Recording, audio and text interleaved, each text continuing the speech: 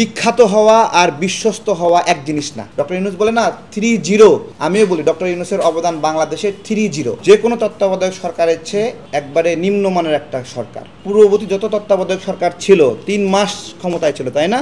এই 3 মাসের মধ্যে তারা ম্যাজিক দেখিয়েছে, 3 মাসের মধ্যে তারা আলো ছড়িয়েছে। 3 মাস পরে মানুষ বলেছে আমরা একটা খুব ভালো সময় পার করলাম।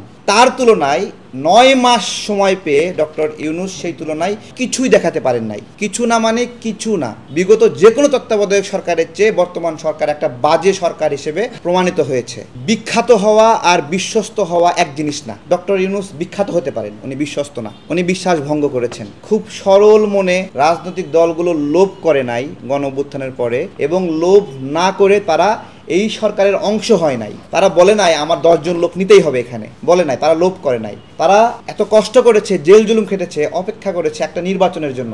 এই ঈদে জামা জুতো অ্যাকসেসরিজের ডিসকাউন্ট।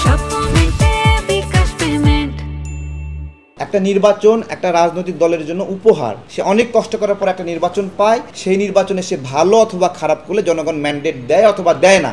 এইটাই তার জন্য একটা আশীর্বাদ। সেই আশীর্বাদের জন্য অপেক্ষা করেছে। তারা লোভ করেনি, লোভ করে বলেনি এই সরকারের 50% আমার হইতে হবে। সুতরাং এই রাজনৈতিক দলগুলোকে লোভী বলার সুযোগ নাই, বরঞ্চ যারা এখানে ঢুকেছে বিভিন্ন লবিং করে সিস্টেম করে তাদেরই লোভ প্রকাশ পেয়েছে। আমরা লোভ করিনি এখনো। আমরা কি চাই? আমরা চাই জনগণের কাছে যেতে, গিয়ে বলতে চাই আমি এটা করতে চাই, এই প্রতিশ্রুতি আমাকে আপনি সংসদে যাওয়ার সুযোগ দেন। জনগণ আমাকে বিশ্বাস করলে পাঠাবে, না হলে পাঠাবে না। এই সরকার সেই রকম কিছু না। তারা হতে পারে অনেক জনপ্রিয়, একজন আমেরিকায় থাকে, একজন অস্ট্রেলিয়ায় থাকে, একজন নোবেল পুরস্কার পেয়েছে, তো এগুলো আন্তর্জাতিক পরিমণ্ডলে তাদের অনেক থাকতে পারে, অনেক পরিচিতি থাকতে পারে, কিন্তু বাংলাদেশের পরিমণ্ডলে তাদের অবদান 0-0-0, বিগ 0। ডক্টর ইউনূস বলে না 3-0, আমিও বলি ডক্টর ইউনূসের অবদান বাংলাদেশে 3-0, কোনো অবদান নাই এখানে তার।